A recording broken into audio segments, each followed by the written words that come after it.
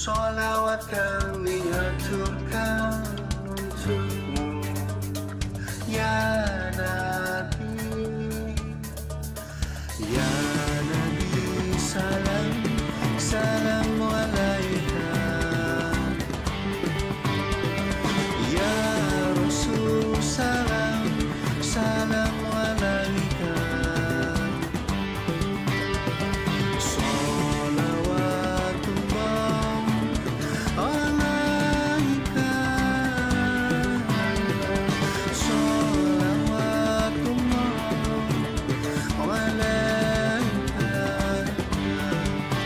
Assalamualaikum warahmatullahi wabarakatuh.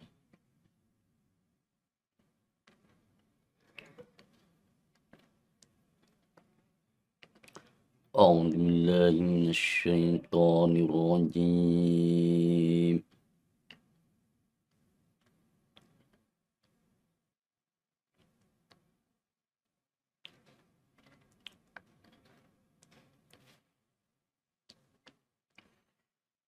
Bismillahirrahmanirrahim.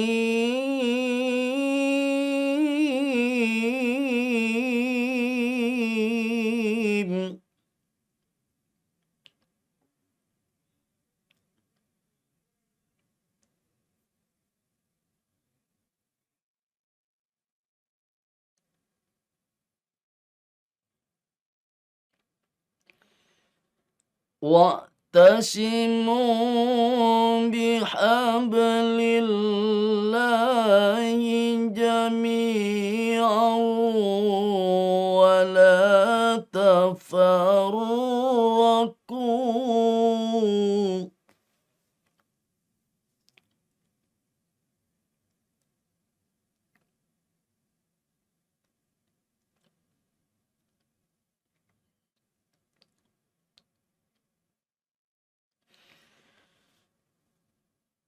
Wa'tasimu bihablillahi jami'an wa la tafarraqu wadhkuru ni'matallahi 'alaikum idh kuntum a'da'an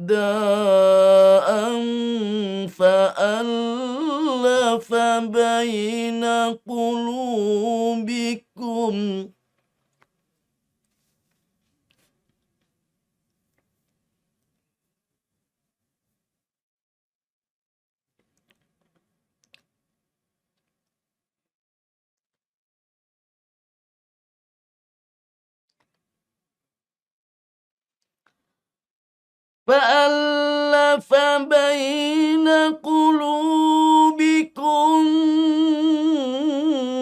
فأصبحتم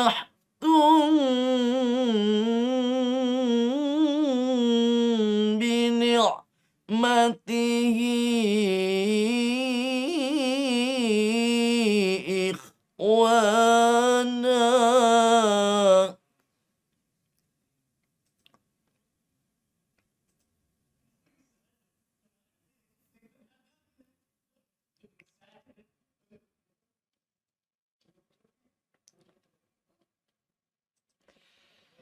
وكنتم على شفا حفرة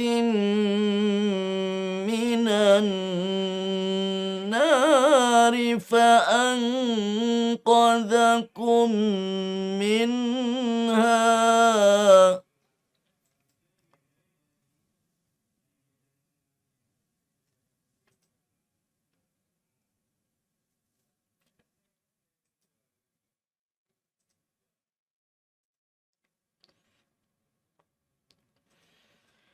كذلك يبين الله لكم آياته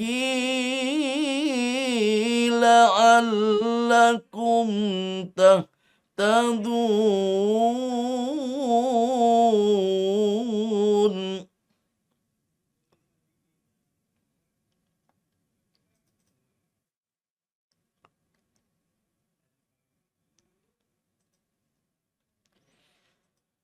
Waltakum minkum ummatun yad'una ilal khairi wa ya'muruna bil ma'rufi wa yanhauna 'anil munkar.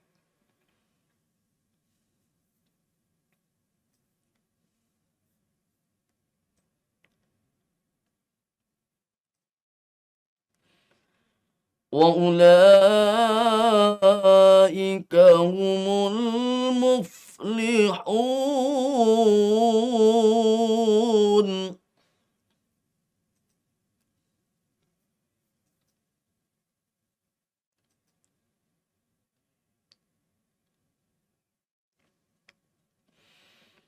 ولا تكونوا كالذين تفرقوا واختلفوا من بعد ما جاءهم البينات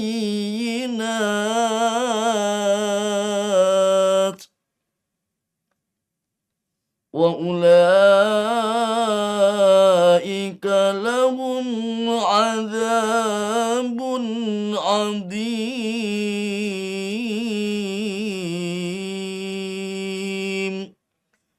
صدق الله العظيم. Assalamualaikum warahmatullahi wabarakatuh.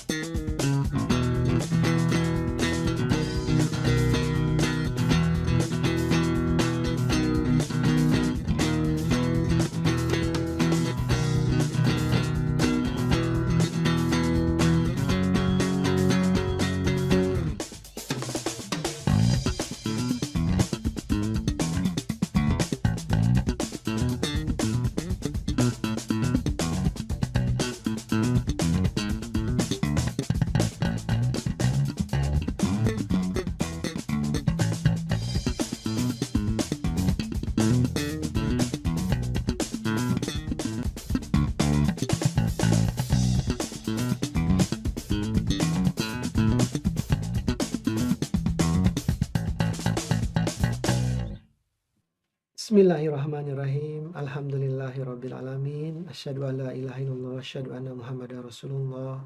Allahumma shalli ala sayyidina Muhammad wa ali sayyidina Muhammad. Assalamualaikum warahmatullahi wabarakatuh. Selamat bergabung para penonton sekalian di acara malam ini di Ngopi TV, Ngobrol Persatuan Islam. Dan hari ini kita akan membahas tema kewajiban sosial dalam Islam. Sebagaimana diketahui, tentunya dalam ajaran Islam ada beberapa kaidah yang memang perlu kita pelajari ya. Ada yang fikih, ada ibadah, dan tentunya juga ada aspek sosialnya. Dan nanti kita akan coba mengkaji salah satu segmen dari ajaran Islam tadi, yaitu mengenai kewajiban sosial. Dan untuk tidak memperpanjang pembukaan, Mari kita sama-sama mendengarkan pengantar dari guru kita, Yai Miftah, ala Nabi wa ali sholawat. Allahumma salli ala Sayyidina Muhammad wa ali Sayyidina wa ala Muhammad. Sayyidina Muhammad. Allahumma salli ala Sayyidina Muhammad wa ali Sayyidina Muhammad. Allahumma salli ala Sayyidina Muhammad wa ali Sayyidina Muhammad. Wa ajil faraja warzuqna fi dunya ziyaratahu wa fil akhirati syafa'atahu. Bismillahirrahmanirrahim. Alhamdulillah rabbil alamin. Assalamualaikum ayyuhan nabiyyu wa rahmatullahi wa barakatuh. Assalamu alayna wa ala ibadillahi salihin. Assalamualaikum warahmatullahi wabarakatuh. Asyhadu an la ilaha illallah wahdahu la syarikalah wa asyhadu anna sayyidana wa maulana Muhammadan abduhu wa rasuluh. Allahumma salli wa sallim wa barik ala sayyidina Muhammad wa ali sayyidina Muhammad wa ajil farajahu syarif. Warzuqna fid dunya ziyaratahum wa fil akhirati syafa'atuh.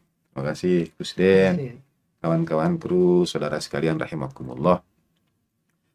Tema kita kali ini tentang kewajiban sosial yang diabadikan dalam sila kelima Pancasila.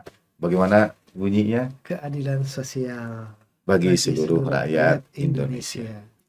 Jadi setiap komunitas, setiap bangsa, setiap keyakinan saya kira akan selalu berharap sampai pada social justice itu ya, atau social welfare, kesejahteraan sosial, keadilan sosial, dan kemaslahatan dalam sebuah komunal, dalam sebuah masyarakat. Dan apakah ada istilah sosial dalam Islam? Misalnya, Gus Dian tadi menyampaikan, kebanyakan ibadah itu bersifat fardiyah. Mungkin dalam rukun Islam kita, syahadat fardiyah, sholat fardiyah. Artinya itu kewajiban yang mengikat kita sebagai individu. Kemudian puasa itu juga kewajiban fardiyah. Haji bagi yang mampu fardiyah. Zakat, di sini mungkin ada dimensi sosialnya. Dan zakat ini yang mungkin satu-satunya, mungkin tentu semua ibadah ada dimensi sosial, tapi secara khusus apakah sebagai sebuah kewajiban yang mengikat kaum muslimin atau hanya pada bagian-bagian tertentu. Misalnya pada waktu bulan suci Ramadan tentu ada khidmat sosial, berbuka bersama, berbagi, sembako, beramal soleh dan lain sebagainya, ini amalan sosial. Kemudian zakat ada aspek sosialnya, dan aspek sosial zakat ini hadir setahun sekali dalam zakat fitrah, atau bahkan ada hitungannya kalau sudah tiba haulnya, artinya juga tahunan juga. Sedangkan kebutuhan masyarakat, kebutuhan sosial ini kan harian. Nah, apakah tidak ada unsur kewajiban sosial dalam Islam yang bersifat wajib, mengikat, menjadi rukun, dan ya kalau tidak diamalkan dosa. Nah, yang dimaksud wajib ini kalau tidak kita amalkan ya dosa. Jadi apa ada kewajiban sosial dalam Islam? Nah, sebelum kita mulai itu, ada tidak kewajiban yang wajib ini ya, dalam Islam? Ada tidak? Kalau dari ungkapan yang sering Allahyarham sampaikan ada ya. Yaitu yang waman lam yahtam bi amril muslimin Walaysa minhum. Allahumma shalli ala sayyidina Muhammad wa alaihi salam. Barangkali dapat diterjemahkan dulu maknanya. Tidak bisa ya. Masya Allah. Tapi mengetahui bahwa itu kewajiban sosial, bagaimana? Barang siapa yang tidak peduli atau memikirkan urusan umat muslim, mereka bukanlah dari kelompok muslim tersebut. Masya Allah. Nah, ini menarik. Menurut saya, karena ia mendefinisikan seseorang itu muslim atau bukan. Selama ini kemusliman kita, keislaman kita didefinisikan oleh sholat kita, didefinisikan oleh puasa kita, oleh zakat kita, oleh haji kita. Kita tidak mengambil hadis baginda Nabi itu dalam rukun Islam yang ada ini. Man lam yahtam bi amril muslimin falaysa minhum, atau falaysa minna dalam riwayat yang lain. Mengapa ia tidak menjadi pondasi awal, yaitu peduli terhadap perkara kaum muslimin. Dan sholat ada waktunya, Iya. wajibnya. Puasa ada waktunya, wajibnya. Zakat ada waktunya. Haji ada waktunya Iya. juga, wajibnya itu. Sedangkan kepedulian terhadap kaum muslimin, apa ada waktunya? Atau sewaktu-waktu saja? Iya. Atau setiap waktu? Kira-kira peduli terhadap kaum muslimin karena ia mendefinisikan keislaman. Kalau ada orang, katakanlah dalam tanda petik, Iya. belang betong itu apa ya? Sekali sholat, sekali tidak.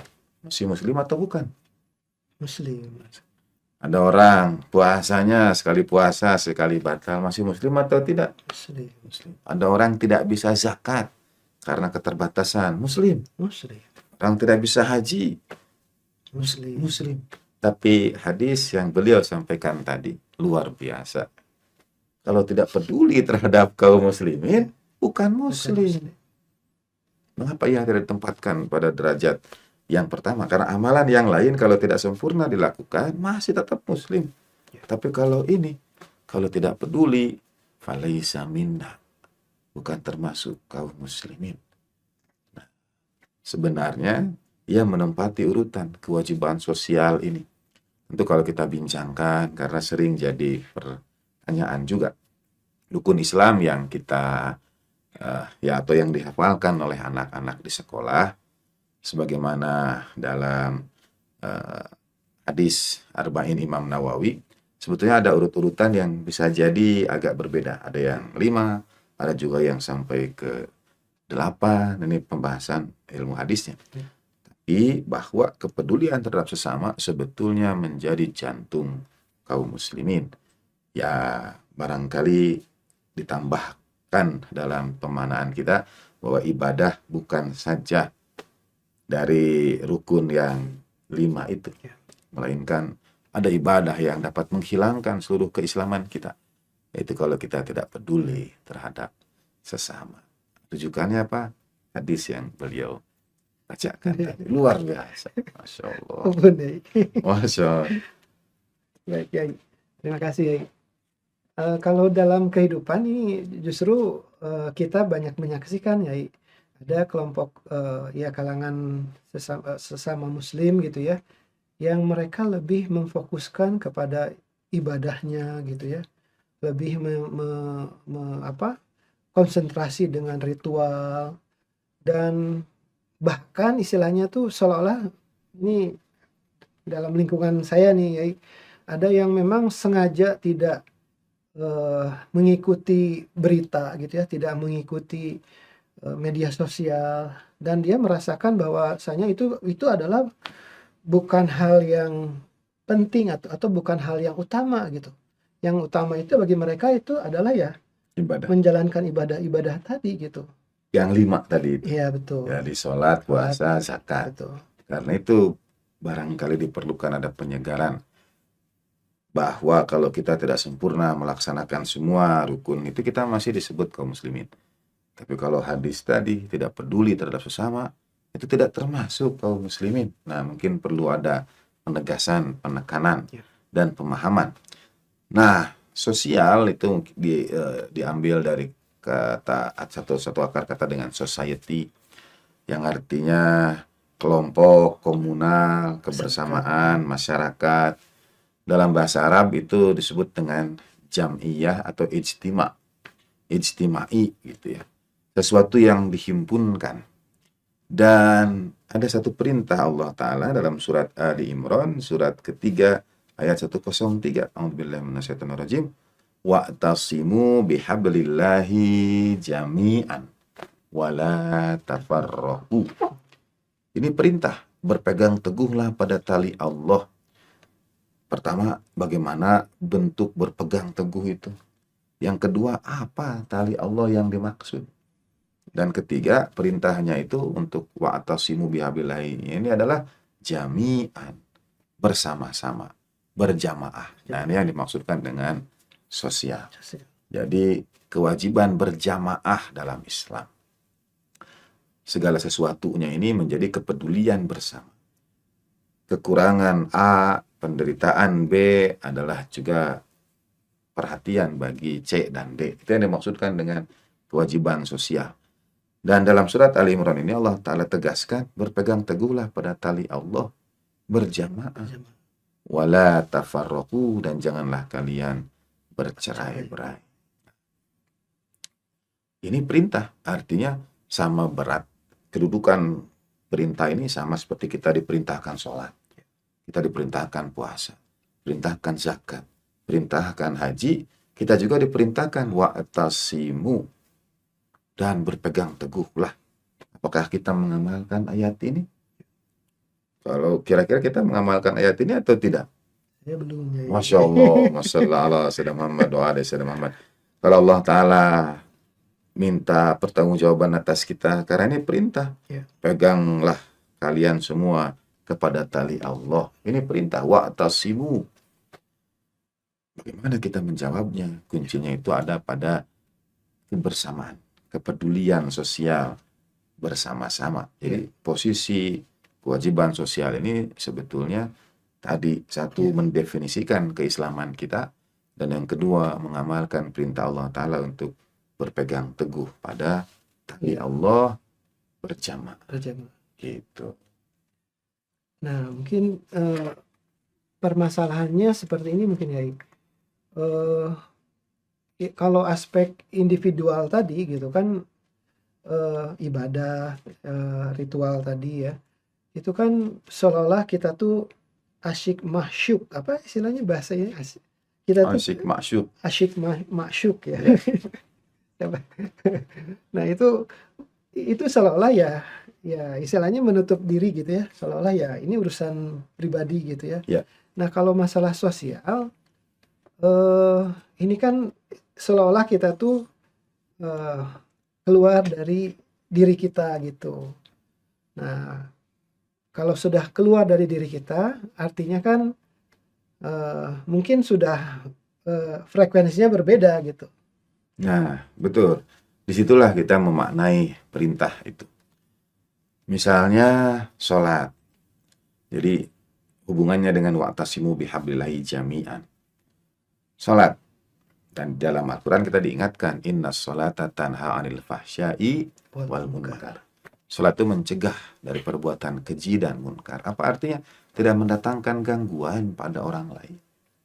Sholat itu semestinya menghasilkan keterlindungan diri sehingga tidak mendatangkan perbuatan keji dan perbuatan mungkar. Dampak dari ibadah yang 5 ini semuanya ada pada masyarakat. Semua Ada aspek sosialnya berarti sebetulnya ya. bahkan bisa disebut tujuannya. Sehingga ya ibadah yang 5 ini adalah wasilah, perantara untuk mencapai kesejahteraan sosial. Sholat tadi ya, mencegah keji dan munkar. Kemudian puasa itu untuk menanamkan kepedulian dengan mengingat yang lapar di antara kita, yang haus di antara kita. Ujung-ujungnya sosial lagi, kepedulian lagi. Kenanglah dengan rasa laparmu dan hausmu dahaga di hari kiamat begitu. Atau orang-orang yang selama ini berkekurangan. Zakat sudah jelas Al-Quran sebutkan supaya tidak ada monopoli atau supaya harta itu tidak beredar di antara orang kaya kalian saja. Ya la takuna daula baina aghniyai minkum. Jadi ada dampaknya. Haji juga liyashhadu manafi'a lahum, supaya manusia itu menyaksikan manfaat dari haji. Jadi sesungguhnya seluruh ibadah diharapkan menghasilkan manfaat sosial. Artinya pada titik itu semua kewajiban dalam Islam yang kita lakukan hanya bermakna ketika kita antarkan pada kewajiban sosial itu. Kita boleh sholat, ibadah ritual tadi. Tapi kalau tidak mencegah kita dari kekejian, kemungkaran terhadap sesama, seakan-akan ya belum diterima sholat itu. Kita puasa tapi tidak mengingat yang lapar di antara kita. Kita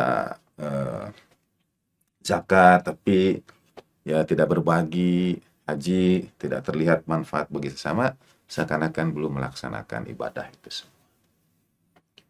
Nah pertanyaannya dibalik ya ini.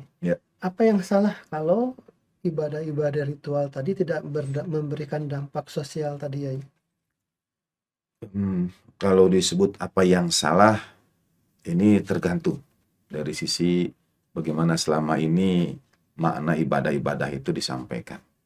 Selama ini ibadah-ibadah itu disampaikan sebagai bekal kita untuk perjalanan di hari akhir. Jadi kita lebih banyak ingin memberi bekal untuk diri kita. Ini Mengejar pahala ya. mengejar pahala. Betul. Kurang lebihnya begini. Agama itu diturunkan untuk kebahagiaan manusia di dunia atau kebahagiaan manusia di akhirat. Agama itu. Kira-kira membimbing kita untuk bahagia di mana agama itu? Di dunia dan akhirat sebetulnya. Persis. Nah, kalau disebut ada yang salah tadi itu, barangkali titik tekan bahwa agama ini diturunkan untuk membimbing kita ke akhirat. Benar. Tapi dengan catatan, hidup di dunia juga mesti bahagia. Tidak ada agama yang turun untuk membuat umatnya menderita. Justru untuk memberikan kebahagiaan di dunia. Nah, kebahagiaan di akhirat itu dapat diperoleh dengan kebahagiaan di dunia. Kita kebanyakan menumpuk bekal untuk perjalanan akhirat itu. Jadi kalau ada kesulitan di dunia, ya enggak apa-apa. Ini kan demi hari akhirat. Ya. Padahal pada saat yang sama agama mesti mengajarkan kebahagiaan dunia pula. Ya. Nah, kebahagiaan dunia ini ditandai dengan membahagiakan sesama. Saya kira semua agama itu meyakini bukan bahagia Ya. kalau yang kita penuhi itu hanya kebutuhan diri kita sendiri saja.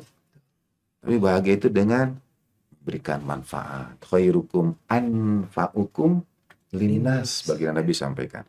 Sebaik-baik kalian itu yang paling mendatangkan manfaat bagi sesama. Ya.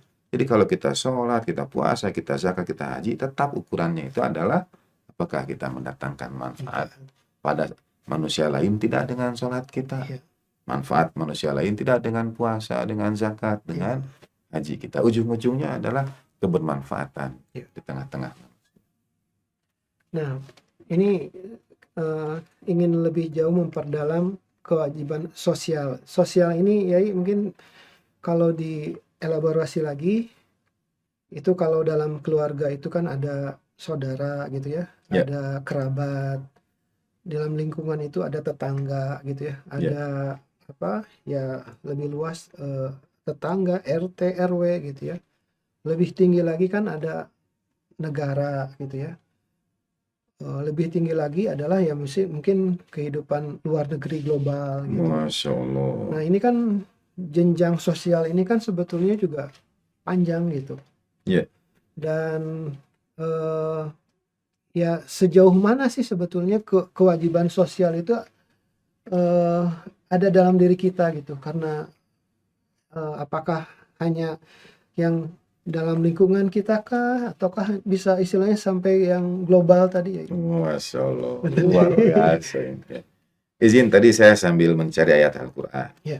Surat An-Nisa, surat keempat, ayat 36, juz kelima. A'udzubillahi minasyaitonirrajim. Perintah pada manusia. Wa'budullah. Ini perintah, ibadahlah kepada Allah Ta'ala. Jelas meliputi semua peribadatan. Wala tusyriku bihi syai'a. Dan janganlah menyekutukan Allah Ta'ala dengan siapapun. Kalau bisa ditampilkan ya, surat 4 ayat 36.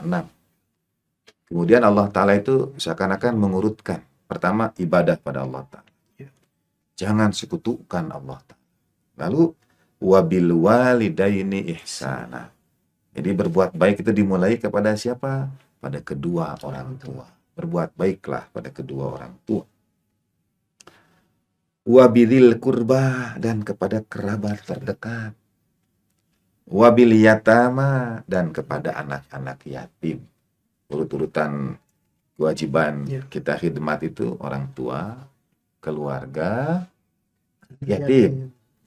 Al-Quran menempatkan anak yatim setelah kerabat. Wal masakin, dan orang-orang miskin. Wal jari dzil qurba, dan tetangga dekat. Ini memang nanti kita bincangkan dekat atau jauh ya, karena Al-Quran itu mengisahkan wal jari dzil qurba, dan tetangga dekat tapi disebut juga kerabat. Wal jari dzil qurba. Kurba. Tetangga itu kerabat sebetulnya. Iya. Karena disebutnya tetangga dekat itu disebut dengan kerabat. Iya. Ada riwayat dari Imam Ja'far As-Shadiq alaihissalam, ukuran tetangga itu kurang lebih, saya antara mau tidak mau menyampaikan ini karena tahu tidak mengamalkan juga. Tetangga itu 40 rumah 40 rumah. ke segala arah angin. Ke kiri, ke kanan, ke Depan, depan, ke belakang, ke segala arah angin.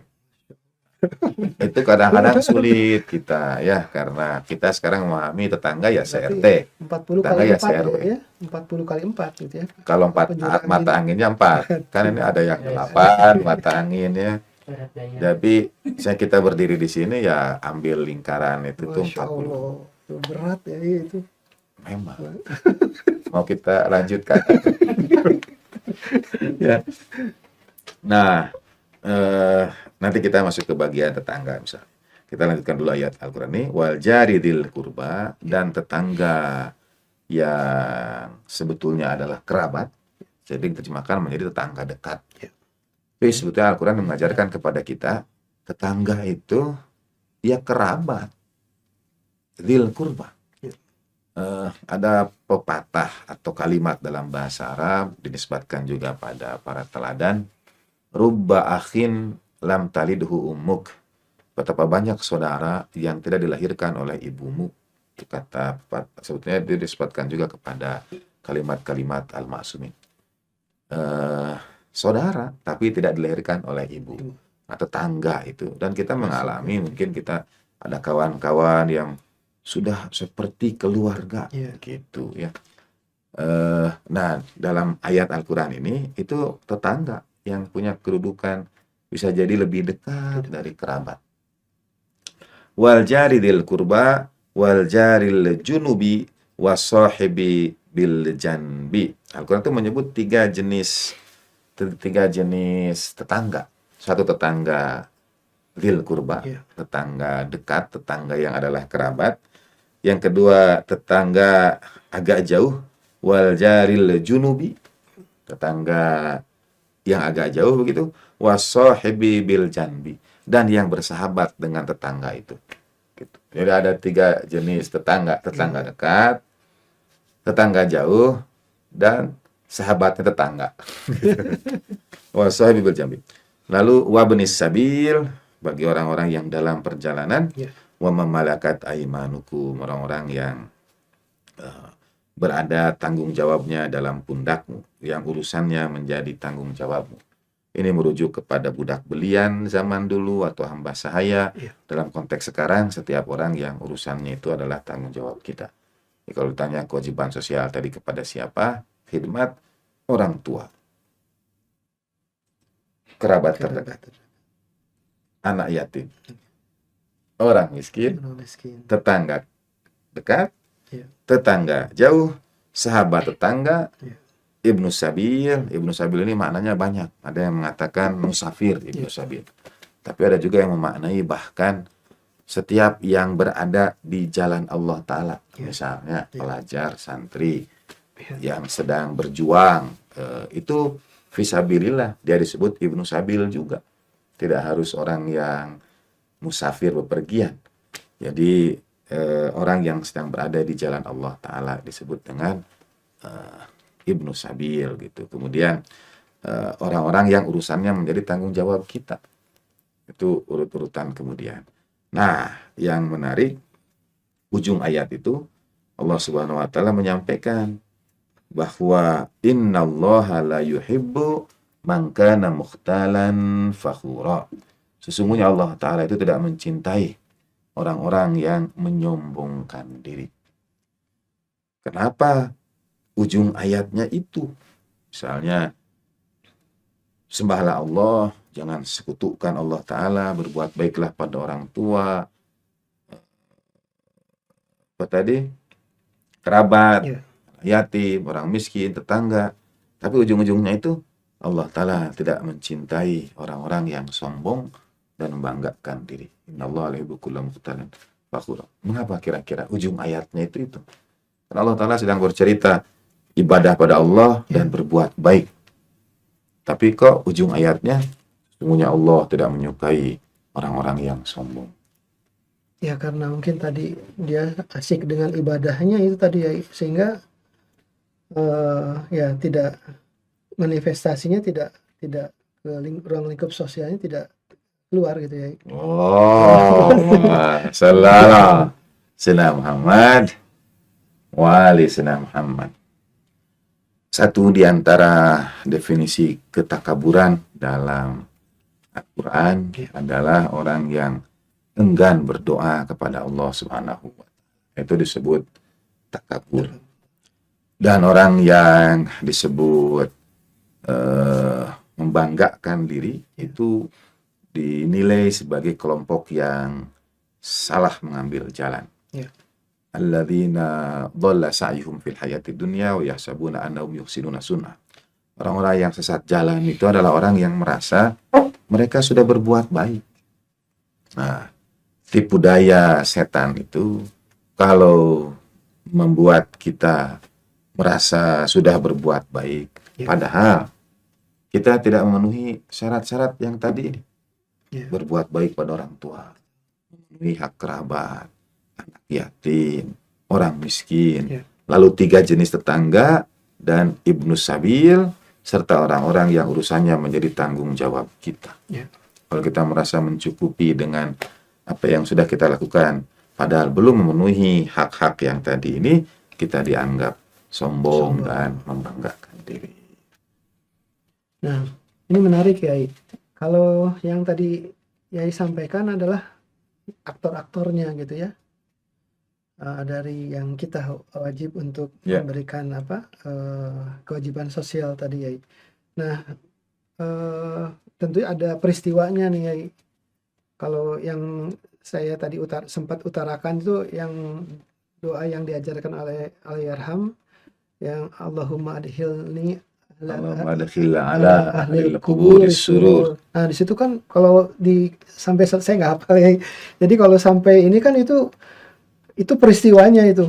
Benar. Aktor permasalahannya yang kita harus kewajiban sosial itu dalam bentuk apa ya? Nah, itu mungkin ya. Benar. Betul sekali. Nah, itu kira-kira bagaimana maksud saya mengamalkannya ya ini kewajiban sosial tadi ya dengan sebegitu tanggung jawabnya tadi ya. Iya. Kita tahu Allahyarham pernah menyampaikan riwayat tentang seorang yang sholatnya baik tapi yang menyakiti tetangganya. Walakin yu'dhi jiranaha bilisani. Itu bahkan yang puasa pun diminta untuk berbuka, diminta untuk batal. Nah, ini riwayat yang lain ya. Ini dimuat dalam, coba saya cek, dalam Shahihut Targhib dari Abu Hurairah, diriwayatkan oleh Al-Albani. Ya, hadis sahih, hadis 2560. Ini riwayat hadis mutakhir. Kalimatnya, qala rajulun, dari sahabat Abu Hurairah. Qala rajulun, ya Rasulullah sallallahu alaihi wasallam. Ya Rasulullah, inna fulanata yudhkaru min kasrati salatiha wa sadaqatiha wa siyamiha. Fulanah itu dikenal orang banyak sholatnya, banyak sedekahnya, banyak puasanya. Ghaira annaha tu'dhi jiranaha bil lisaniha. Tapi ia sering menyakiti tetangganya dengan lisannya. Nah, maksud saya itu, Allahumma adkhil ala ahlil kuburi surur. Masukkan rasa bahagia pada penghuni kubur. Allahumma aghni kulla faqir. Kayakan orang yang fakir. Kenyangkan orang yang lapar. Beri pakaian orang yang telanjang. Bayarkan utang orang yang berutang, sebetulnya diawali dengan bilisaniha. Dari semua itu hatta kita berbuat baik, banyak sholat, banyak sedekah, banyak saum, tapi ia mengganggu, lisannya itu mengganggu, menyakiti. Bagian Nabi menjawab, hiya finnar, tempat perempuan itu di neraka. neraka. Hadis ini disahihkan oleh Al-Albani. Banyak sholat, banyak sedekah, banyak puasa di neraka. Kalau ia menyakiti tetangganya dengan lisannya. Lalu ya Rasulullah Shallallahu Alaihi Wasallam, fa inna fulanata, ada fulanah yang lain itu dikenal sedikit puasanya, sedikit sedekahnya, sedikit sholatnya. Yadhkaru min qillati siyamiya wa sadaqatiha wa salatiha wa inna tatasaddaqu bil athwari minal aqid wa la tu'dhi jiranaha bilisaniha. Tapi ia tidak menyakiti tetangganya dengan lisannya. Bagian Nabi menjawab, hiya fil jannah. Tempat perempuan itu di surga. Nah, jadi ada banyak hal dari kewajiban sosial yang bisa kita lakukan. Infak, menyangkan yang lapar. Nah, yang paling dasar, paling basic juga sebetulnya paling pokok adalah menjaga lisan kita untuk tidak menyakiti tetangga, tidak menyakiti sesama, apalagi sampai menyakiti orang-orang yang kita cintai. Gitu. Jadi sekiranya kita belum mampu membantu, Benar. minimal lisan kita itu tetap baik. Itu ya. sedekah yang bisa kita lakukan. Menjaga orang lain tidak sakit karena ucapan kita, itu dihitung sedekah. Iya. Jadi itu sudah peranan sosial yang bisa kita lakukan. Minimal menahan lisan dan jari jemari sekarang ini. Iya, Ya, tangan-tangan kita ini mewakili iya. lisan kita. Begitu. Iya. Nah, kalau untuk ini ya yang mungkin yang sekarang ini yang memang menjadi pemikiran kita bersama ya secara global nih ya. Ya, peristiwa di Palestina ini yang tidak kunjung selesai nih ya ini. Nah, kira-kira kalau tadi ya sampaikan minimal kewajiban itu adalah menahan lisan. Nah, kira-kira yang untuk konteks perjuangan dari saudara-saudara kita di Palestina nih ya. Banyak ya, misalnya kita ambil dari menahan lisan itu. Ya. Ini ada orang sudah menderita, lisan kita menyebut oh dia pura-pura, misalnya. Itu sebetulnya lebih menyakiti. Ada satu kelompok mau membantu, oh ini konspirasi.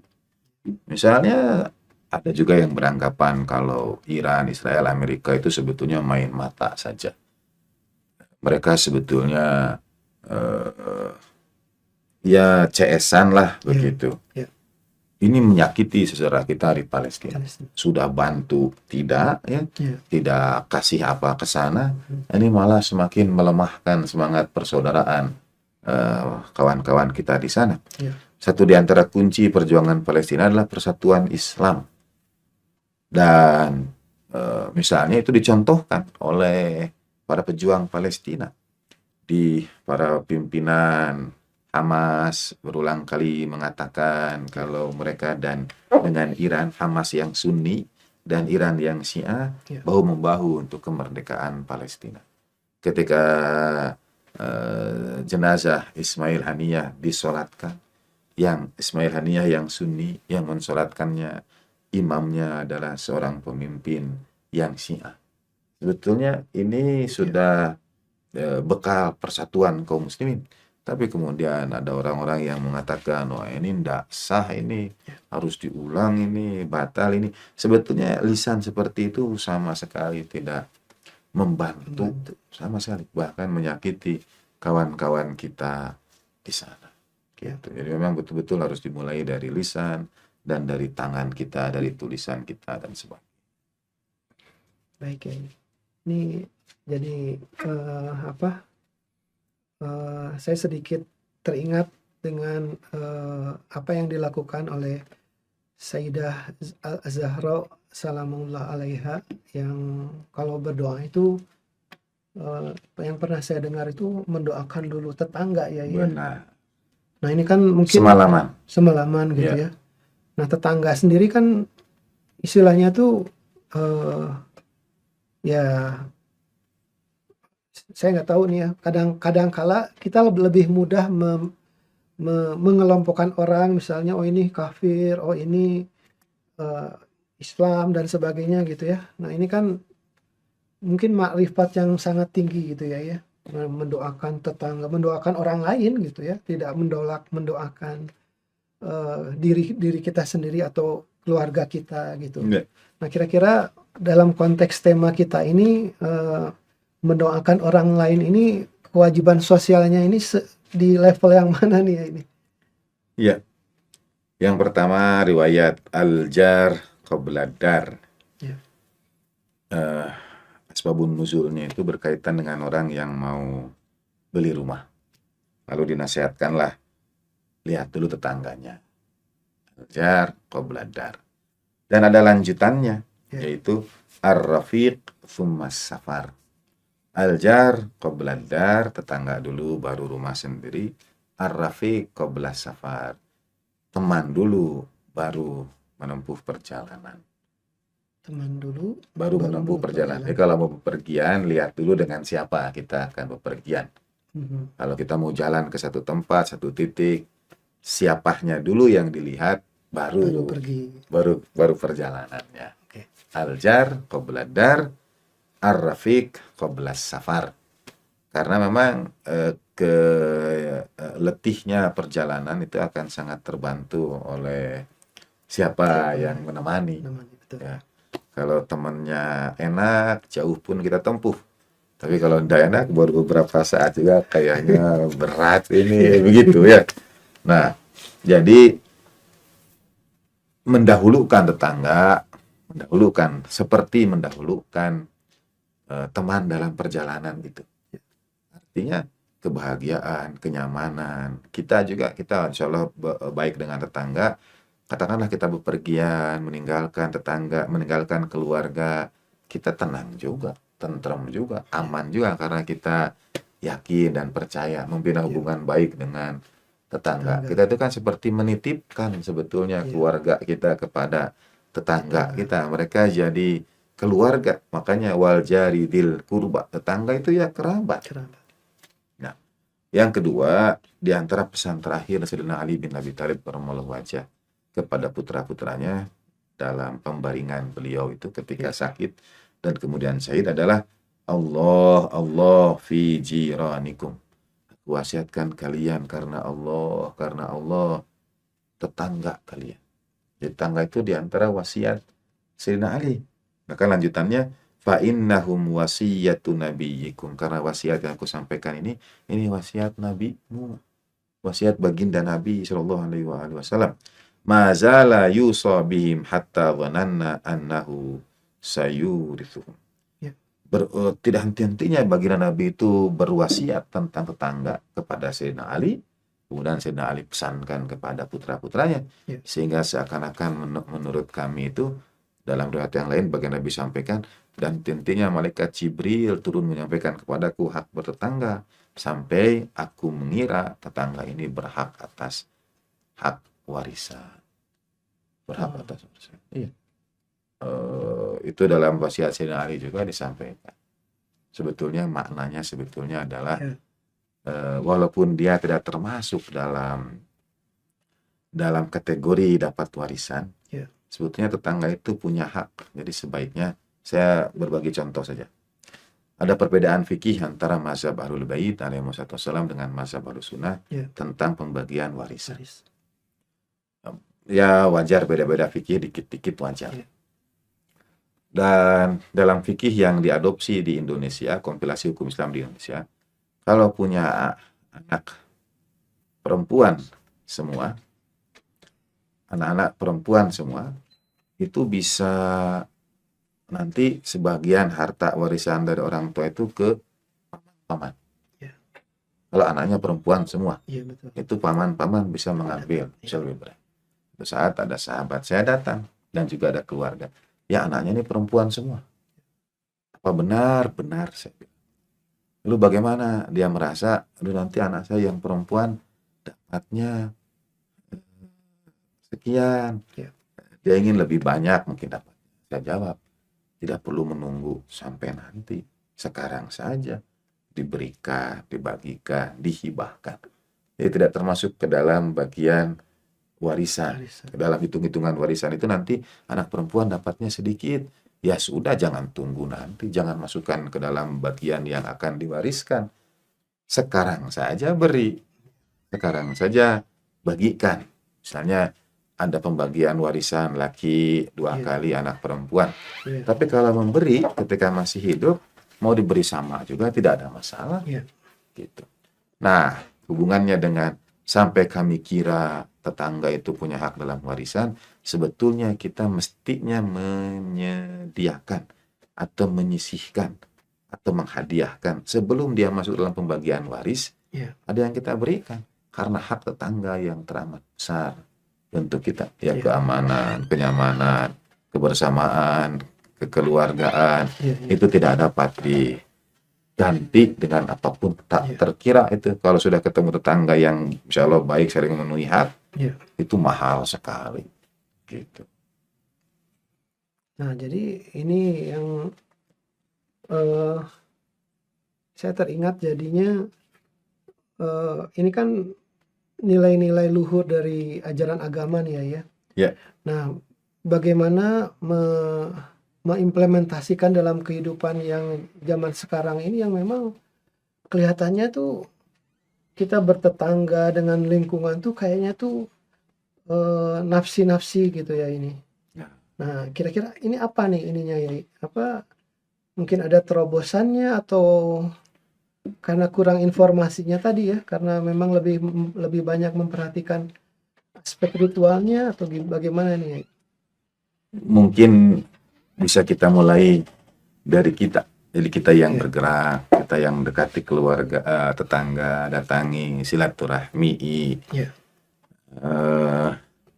Ya mudah-mudahan gayung bersambut begitu. Nah, ini saya bacakan satu riwayat lagi dari Imam Musa al-Kalim alaihi wassalam. Laisa husnul jiwar kafal adha. Bertetangga yang baik itu bukan menahan kita tidak menyakiti. Ya. Kan satu di antara yang tadi itu minimal lisan kita Lisan. tidak menyakiti. Ya. Imam Musa al-Kalim alaihissalam sampaikan, bukan hanya menahan tidak menyakiti orang lain, sebetulnya bertetangga yang baik itu, walakin husnal jiwar as-sabru alal adha. Melainkan bertetangga yang baik itu adalah bersabar atas gangguan tetangga. Jadi bertetangga yang baik itu bukan kita menahan diri tidak mendatangkan gangguan, Ya. tapi kita bersabar hatta kalau tetangga itu mengganggu kita. Bahkan gitu ya. Bahkan kalau tetangga mengganggu kita tetap bersabar dan tetap berbuat baik. Itu mungkin yang bisa mengubah yang nafsi-nafsi tadi itu. Ya, ya, ya. Karena ini orang diganggu tapi tetap baik. Baik, ya. Misalnya. Ya. Wallahu alam. Memang sulit apalagi di era modern sekarang ini. Rata-rata mungkin tidak terlalu dekat dengan tetangga. Gitu. Mungkin ya. Iya. Mungkin, ya. Atau orang sering mengibaratkan suasana kampung dan kota lah. Kalau Iya, di kampung itu kenal semua gitu. Saya kemarin izin ini ke Bangka. Di Bangka itu kalau ada orang meninggal dunia ada hidangan khas. Ya, Betul. betul. Yaitu Surabi. Ya. Masya Allah. Dan surabinya ini surabi putih. Ya. Dan itu sudah jadi tradisi. Apa? Itu surabi itu jadi tradisi di Bangka. Nah, itu kurang tahu. Nah, yang menarik bagi saya bukan hanya kue serabinya itu menjadi hidangan saat ada orang yang meninggal dunia, tapi kampung itu sudah punya stok bahan surabi. Kalau ada peristiwa itu. Mereka sudah siap. Dan yang meninggal dunia, keluarganya itu betul-betul bisa rileks dalam artian tidak disibukkan dengan kegiatan yang memasak, menyiapkan surabi itu tetangga. Menurut saya ini tradisi yang Islami Iya, iya. dan perlu disebarluaskan. Iya, iya. Kalau ada yang meninggal dunia itu yang repot dalam tanda petik tetangga. Karena tahu keluarga sedang berduka, Iya, iya, iya. sedang memikirkan ini, memikirkan itu. Menurut saya tradisi yang sangat Bisa diadopsi ya. Ya. benar. Benar. Dan minimal kalau belum dengan tetangga bertahap, ya dengan kawan-kawan, dengan jam'iyah atau jamaah atau komunitas bisa punya kebersamaan seperti itu. Baik Yai, terima kasih banyak Yai atas Sama-sama, saya terima kasih. Begitu banyak insight yang kita dapatkan di acara malam ini, Yai. Terima kasih. Sama-sama. Dan kita sudah di penghujung acara. Bisa berkenan, Yai, untuk sekalian menutup. Sallallahu alaihi Muhammad wa ali sayyidina Muhammad.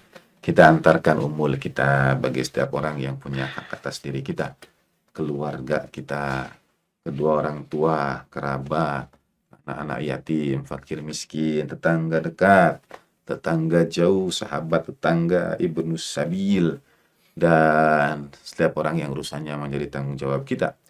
Demikian pula kita doakan para guru, para ulama, para pejuang, terkhusus saudara kita di Palestina dan di berbagai tempat yang teraniaya. Semoga Allah Ta'ala karuniakan sebaik jalan keluar, seluas keberkahan dan kemudahan.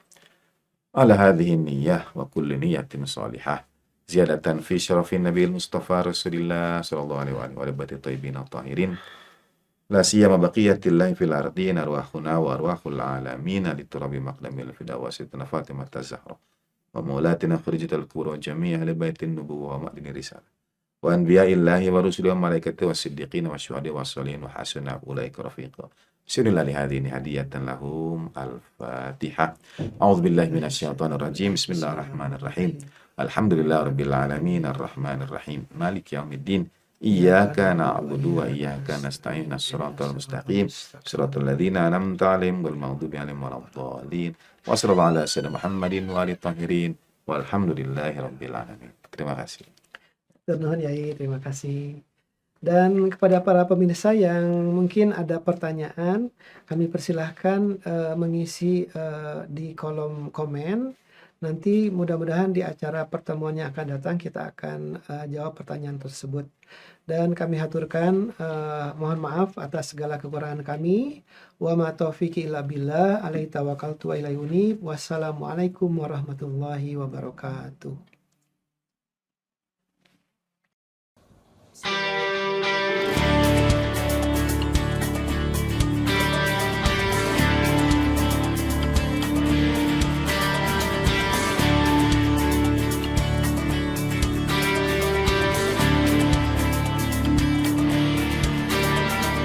Ya Nabi, engkaulah teladan bagi umatmu.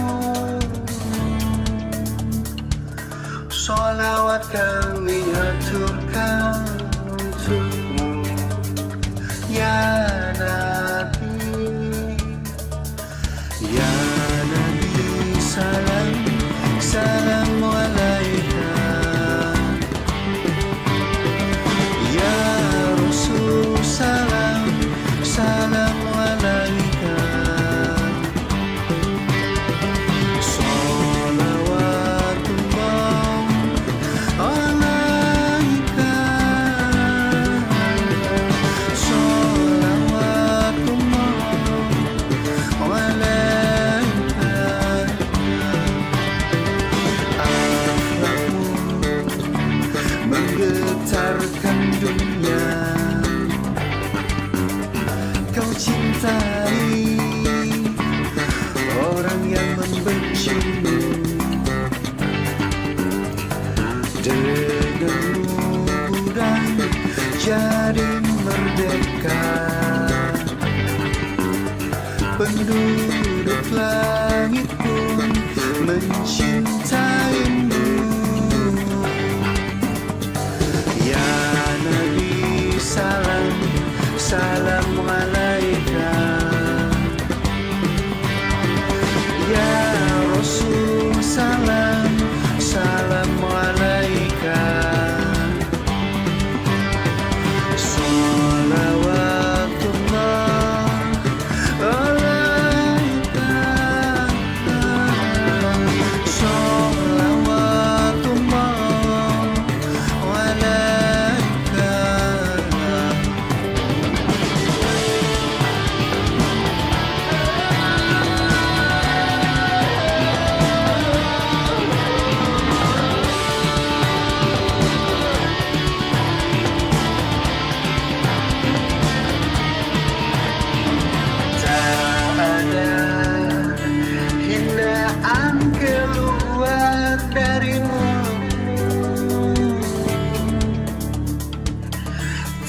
ada sangka buruk dari pikiran